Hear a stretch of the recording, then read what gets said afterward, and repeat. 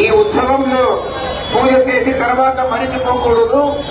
ప్రతి ఒక్క మనిషిలో ఆ గణపతి ఉన్నాడు, దేవతలు ఉన్నారు, శ్రీకృష్ణ పరమాత్ముడు, ప్రభు శ్రీరామచంద్రుడు ప్రతి ఒక్క మనిషిలో ఉన్నాడు అని అనుకొని అందరికీ ఉపకారం చేస్తే అది నిజంగా సనాతన ధర్మము యొక్క పాలనమవుతుంది. మన సనాతన ధర్మము అందరినీ విశేషంగా ఉద్ధరించడానికి వచ్చింది. ఇది హింస లేదు. మన ధర్మంలో వేరే వ్యక్తుల హింస చేసేది ఉద్దేశ్యం కాదు. అందరికీ సుఖం కావాలి, అందరూ ఆరోగ్యంతో ఉండాలి, సంతోషంతో ఉండాలి.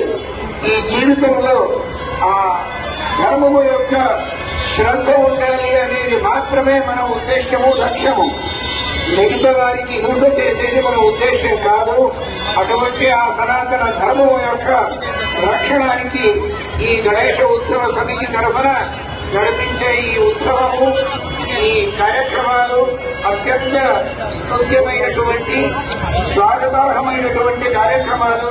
ఇటువంటి కార్యక్రమాలు జరగాలి, ధర్మము యొక్క అభివృద్ధి కావాలి అని మనం విశేషంగా ఆ భగవంతుని పాదాల విందమునందు, రామదేవుని పాదాల విందమునందు, గణపతి పాదాల విందమునందు